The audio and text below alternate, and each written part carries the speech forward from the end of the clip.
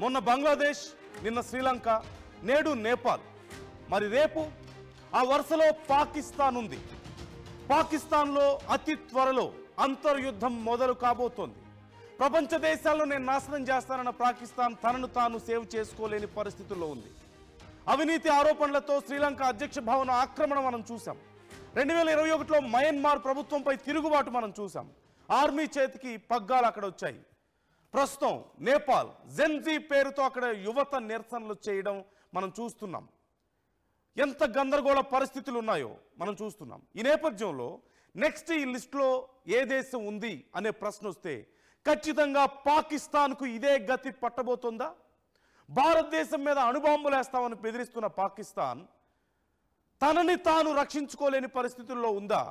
శత్రు దేశాల నుంచి కాదు, తనకి తానే నష్టం చేసుకొని విధ్వంసం చేసుకొని చివరికి నేలమట్టమయ్యే పరిస్థితికి దారితీస్తుందా అంటే అవును అనే సమాధానం చెప్పాలి.